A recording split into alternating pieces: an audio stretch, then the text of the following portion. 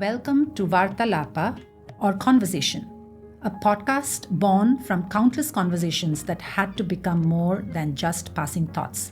I'm Srividya Venkatasubramanya, founder and executive director of the Rave Cultural Foundation, where we bring the richness of traditional Indian performing arts. This limited podcast series delves into the values of diversity, equity, inclusion, and accessibility, transforming them from concepts into actions we live by. Through stories, shared experiences, and discussions with friends and experts from the community, we explore the intricate world of running an arts and culture-based nonprofit. By presenting our worldview on various topics related to our mission and work, we hope to inspire you to learn more about us and join us in our mission to bring people together and make a difference in the world we live in. Our mission at Rave Cultural Foundation is to share and celebrate traditional Indian performing arts with the Northwest Arkansas community and beyond. Through real-world experiences, inspiring performances, community showcases, classes, food, or jam sessions, the Rave Cultural Foundation sponsors events, provides education, and offers training in the arts and culture of India. I hope that Rave will leave its impact on our community by normalizing diversity. Okay. Hi, everyone. Welcome back to Vartalapa. Vartalapa means conversation. And today we are going to converse about community work, right? I mean, what does it really mean to just get out into the community and help with things that just don't get addressed otherwise? Right? I mean, we need volunteers, and it's stuff we do after the Monday to Friday 9 to 5 grind, right? Something we do for our families, for our personal passions, and to improve the quality of life of where we live. So today, that's what we're going to talk about. Volunteering especially is such a big challenge nowadays. I mean, everybody I talk to, any other non-profit organization, everybody, oh, we don't have enough volunteers. Or we have, but nobody shows up, to come and help. It's the same. Everybody will say, oh, it's the same 10 people or 3 people or 5 people, that show up and things like that. So let me have each one of you amazing people here introduce yourselves. We have Jessica, who heads the Bentonville Moves Coalition over here. And then we have Margot from the Northwest Arkansas Council. And we have Paramita from Crystal Bridges Museum of American Art. So I will just turn it over to you all to introduce yourselves. I've known all of you, over the past few years. And I'm so grateful. Thank you all for coming and joining me today here. Yeah, thank you for having us. Thank you, yeah. Do you want me to kick it off? Yeah. So I am Jessica with Bentonville Moves Coalition, and we are a grassroots organization. We have about 500 members and several subcommittees that focus our efforts on advancing active transportation infrastructure. So we're not a cycling advocacy group, but we do advocate for infrastructure on our streets to allow for people who would like to move around our city by bike or foot to be able to do so safely and reliably. The way we go about accomplishing that mission is to really provide support and celebration when the city and our city leaders and elected officials make those investments in that infrastructure. That's fantastic. Well, I'm Paramita Sarkar. I am the Associate Museum Educator at Crystal Bridges Museum of American Art. It's been more than 2 years. I'm with the Learning and Engagement team. I specifically work with school programs and when the schools come for field trips. So I actually facilitate tours, integrating art into the curriculum, and also professional development for teachers, and we do virtual tours for international schools as well. We have done tours for schools in Ukraine.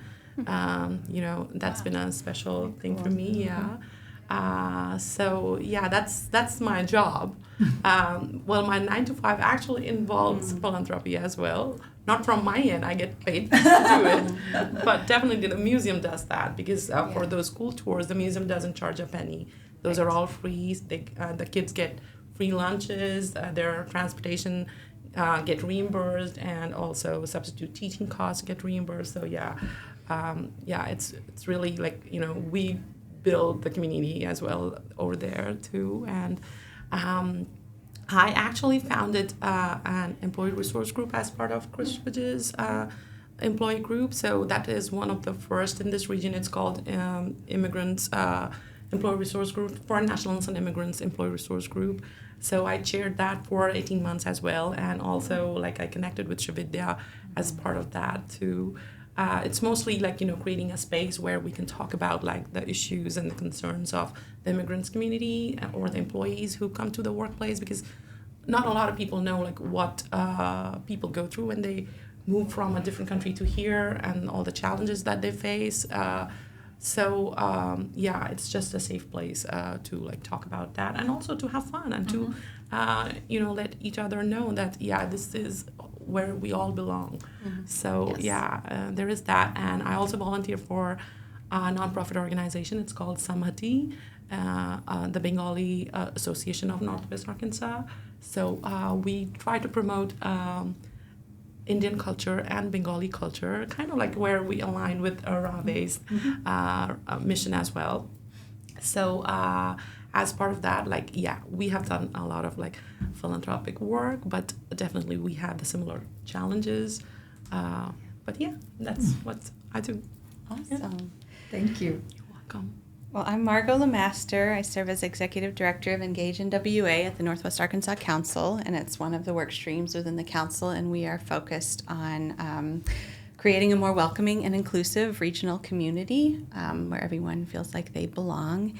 And the work of Engage has been around for about 10 years, and it was really started in response to our rapidly growing region, both in numbers as far as population, but also just the increase in diversity that we've seen. We were a pretty homogenous region when the Northwest Arkansas Council started back in 1990, and I think you all know now we are not so homogenous. We have a lot of diversity, and that's projected to continue to increase in the future. So we are really focused on being intentional about creating opportunities to foster social cohesion and community connection. And we do that in a number of different ways. We do that through our Committee for Belonging and Bridging, which is a new committee that we started this year in response to the growth that we've seen for Welcoming Week, which I can share a little bit about that. But Shri and Rave are members of that committee, and so we've been loving to work with them through that. And another big piece that I mentioned is Welcoming Week NWA, which is a global initiative that was started by Welcoming America 14 or 15 years ago that we uplift here locally. And it's technically a 10-day week, but we've seen so much engagement and growth in partners that we've decided to extend it through the entire month of September. There you go. So our first event is coming up on September 4th. It's a Marshallese cultural training. It's going to be at the Medium in downtown Springdale. And then we have a whole list of calendar of events at welcomingweeknwa.org. And I'm excited about the event that Rave is organizing and looking forward to that. Oh, and yes. So we do many other things too. We do a report that does publish the numbers of our growing diversity, looking at our school districts, looking at each city and the region as a whole. So those are just some of the things that we're focused on. But yeah. Wonderful. There's a reason all of you ladies are here today. Because of all the wonderful work that each one of you does, and at the grassroots level, at the community level. Because and each one is so different, because whether it's Crystal Bridges Museum, which is that's a huge organization, entity, that serves, that has such big impact. And then we have Bentonville Moves and Rave, which are smaller groups, and the NWA Council is more like a coalition of connector, yes. Mm-hmm. So I think ultimately, how do we through these initiatives, each one of us has, certain projects, and, like we go through, we use Indian performing arts, traditional performing arts, to get the word out about Indian culture and Indian people, and that it's okay, you can come, and you can come and enjoy all this with us. It's you don't have to feel awkward about it, or you don't have to feel you're doing. I'm sorry, if you're doing something that you shouldn't be. Because I get asked this question, is it okay for me to come to your event? We talked about this last year, Jessica, you and I, and Jessica was like, can you tell me, Vidya, I want to buy a ticket, and can I come, and can I wear a sari?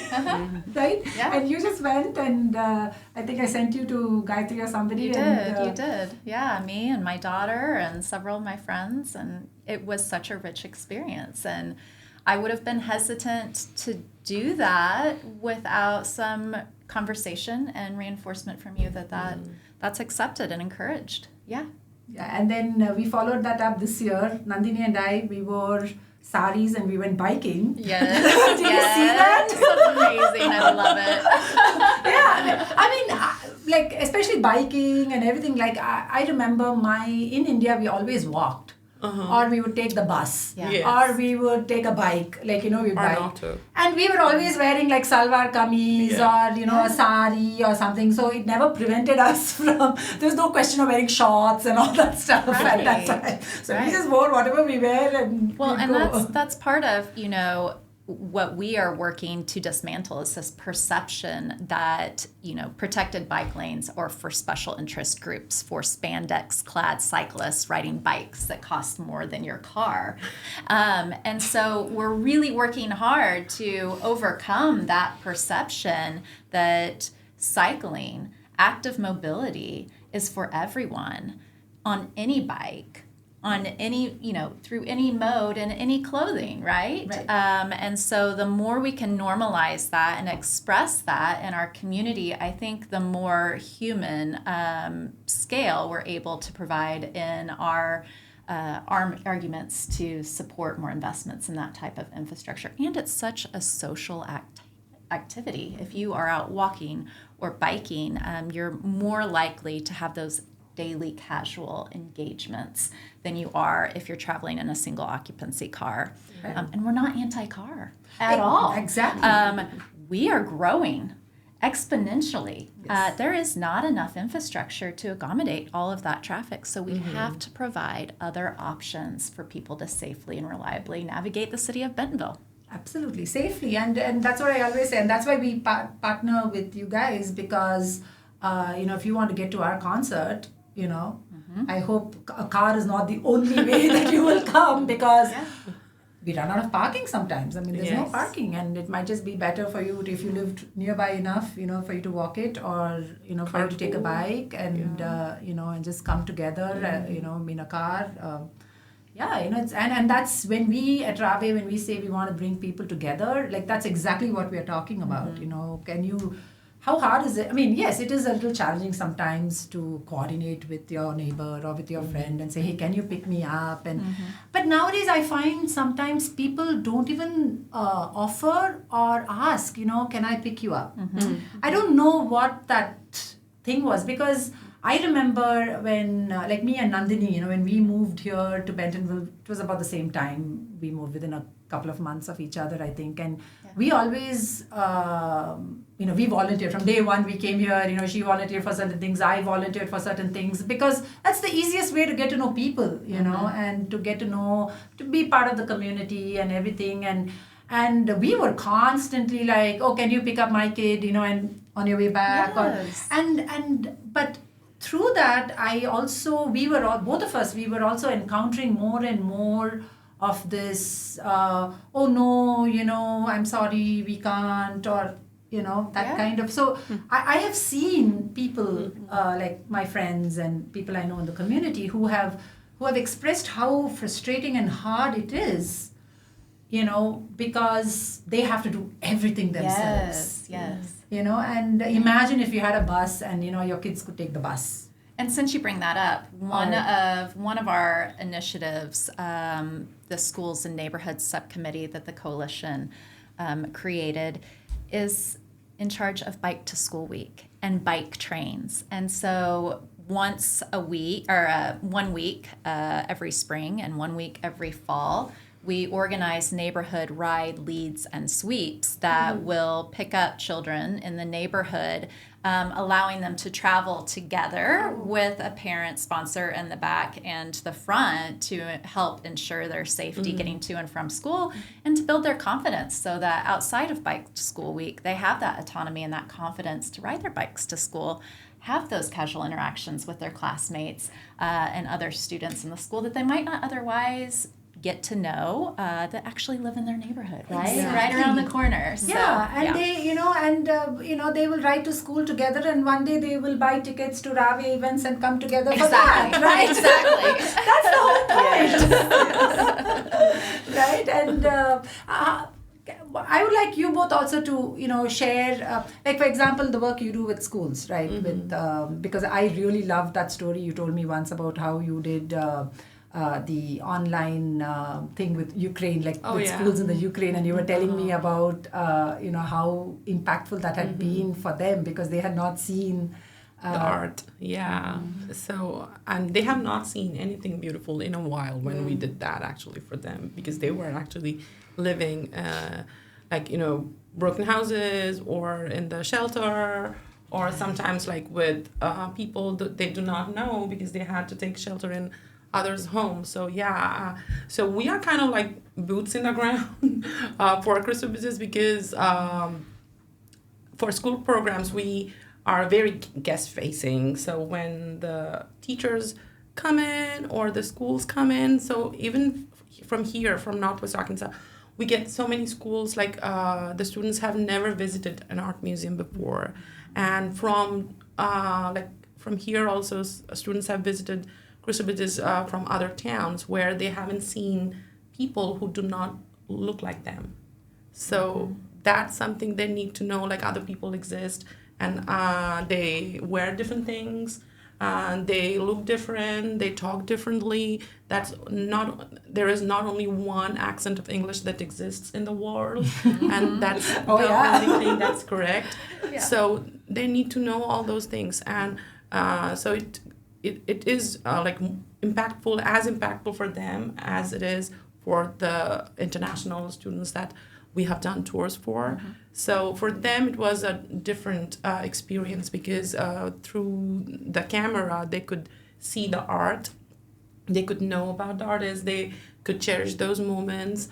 It has happened, they had the air raid and they had to take shelter, they couldn't come on the tour. So it has also happened, but it happened as well that they did sit through the whole session and interacted with us, shared their perspectives.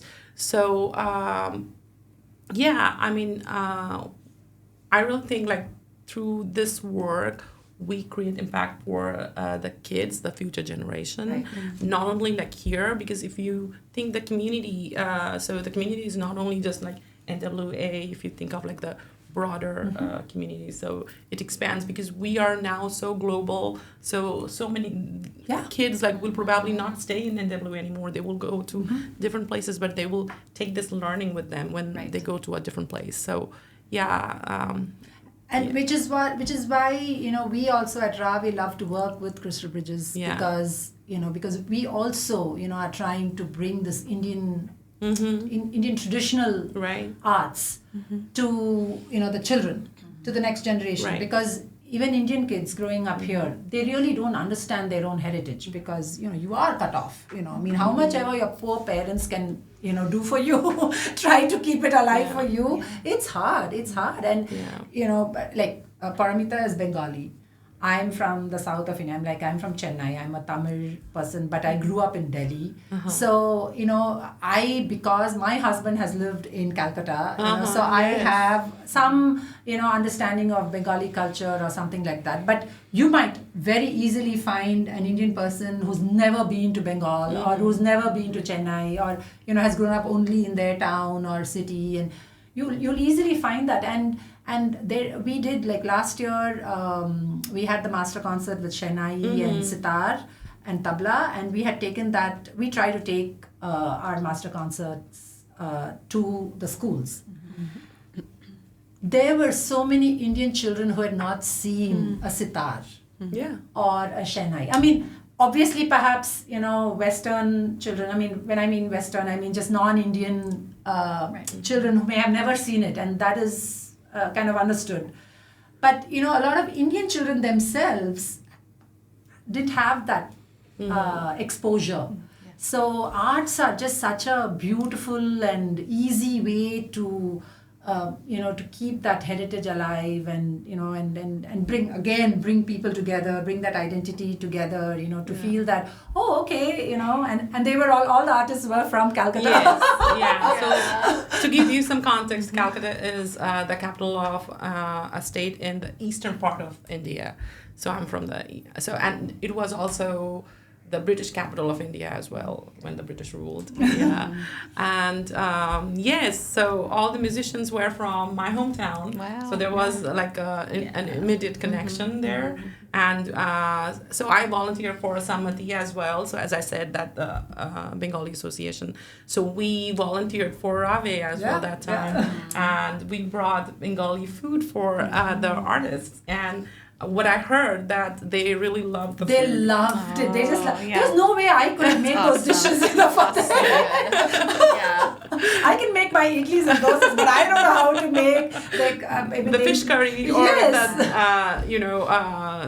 I made the eggplant fried. Yes. So it's like a traditional dish that comes from that region. So they loved it. And food is something that can connect people, and also they had that experience, the memory. Yes. So so that's like a happy memory. Like, I had good food. So yes. So they immediately and that's why we reached out to Samhati, because we were like, these guys are from where you guys are from, so please help us, host them so that they feel, and that is that community work again, it's like, it's just building those relationships amongst ourselves, and all this is outside of your 9 to 5, these are things, I know, how much Paramita is run off her feet, Rishi's kids and, everything, husband, like the usual, right? All of us, we all have our personal challenges also, and it's not easy, but that's what, it's that connection, and that's what keeps us wanting to keep connecting with each other. And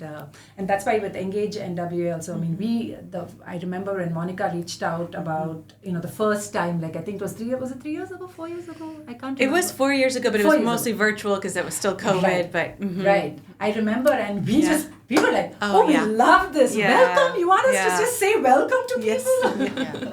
Talk about that. Talk about welcoming. Yeah, well, and y'all have been such committed and involved partners since the beginning. We're super grateful for that. Engage has been involved. Welcoming Week has been around for, I think, I can't remember exactly, 12 or 14 years or something. And Engage has been involved each year in some capacity. But it was really that year in 2020 when Monica came on as a consultant with us and to really help us build that up. And that first year, it was really focused on how to create more connection because we were all so isolated in that year. And then each year since then, we've built onto that. So 2021, we had a lot of in-person events, and that's continued to build.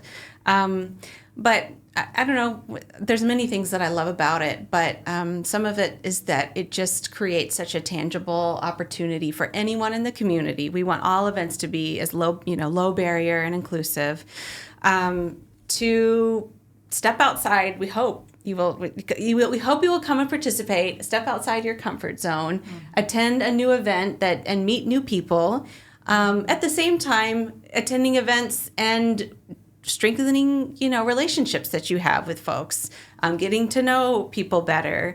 And then we provide a space for that collaboration piece to a strong foundation for that. So, we've had monthly planning meetings, and also since May, but then also the work through the Committee for Belonging and Bridging, which there has been such an incredible foundation of connection and collaboration that's been built through that committee.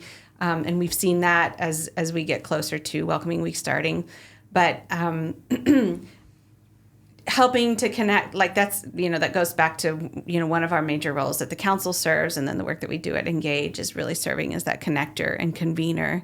And so, you don't always have the opportunity in your life unless you intentionally seek it out, but to find those ways to collaborate with other organizations that you may have never even heard of before, or just to get some familiarity about what is the work that they're doing. And we really are also intentional about bringing multiple sectors together. So the nonprofit community absolutely plays a crucial and is, does such amazing work. But we couldn't do it without our business supporters. We've got some amazing sponsors that make it happen year after year. Our local governments are involved too in various ways. And so we really want to find those ways of understanding what are the shared goals that we have as a region for becoming more inclusive, becoming more welcoming, and then how can we use efforts like Welcoming Week to really create an opportunity, an easy opportunity. Go to the website. You can see dozens of events listed. Try something you've never tried before. And that's, I always say this, that just as I want people to come to my events, I should also go to other people's events. It's the same thing, right? It's the way to do it. That reminds me of the first time we sat down together, and I was asking for an audience with you and Rave Cultural Foundation to share what we're doing. And I'm all about reciprocity. And I was like, well, how can we best support you all? Yes. And your answer was engagement. I want you all to attend our events. And so we've made a really conscious effort to do that. Later this month, there's a performance, and instead of just sponsoring the event, I prefer to buy tickets for the coalition members to attend the events. And I bought 10 tickets and sent that out to the coalition members, and I had 20 responses, like almost immediately. So much interest in attending. And so it's working, right? Just if we can provide not just the opportunity for physical connections in our network and our coalition goals, but community engagement is just important to that. Exactly. And we've so enjoyed engaging with your communities. I think another question in there was how, if we worked with you all, we were able, through the mini grant program, to sponsor an active transportation art contest at one of your chai times, which I think you said was probably the most... yes, we had very good attendance. Probably because of the cash prize, but... Why not? We got some lovely art some out of it. incredible art, and I still want to take that and hire a muralist and have that live in perpetuity where the whole community can enjoy it. Yes. We'll do it again now. We did. That's why we've because of working with you, we have explored more. Like we've been able to, because there are so many, for example, older people, like parents of grandparents, who visit, and they feel so tied up in the house because they feel they can't step out, without someone going with them. I remember I used to tell my mother-in-law, who lives with us now, and I used to tell her, Mom, you used to step out of, you used to go to the market all by yourself, in India. Like, why do you feel you can't do it here, Right. And yes, she does feel overwhelmed because, the speed of the cars are just very different. And, but we live a little outside of Bentonville. But I think there are now regions, spaces in Bentonville where you could step out, go to the local neighborhood market That's or what something. we're working towards. Yeah. That's what we want. Quite safely. That is our goal, that everyone in our community can feel safe and confident stepping out their front door. Yeah. Right? And I think I just love that each one of us has spoken about that, in just different ways and in different aspects, which are all important, which are all important. Takes a village, as they say, for our families. And I think with that, I will say thank you. Thank you again to all of you for joining me today. And I hope this conversation, this Vartalapa, has benefited some more people out there who are listening to it. And stay tuned, and we'll see you again soon. Thank you. Thank Thank you. you so much.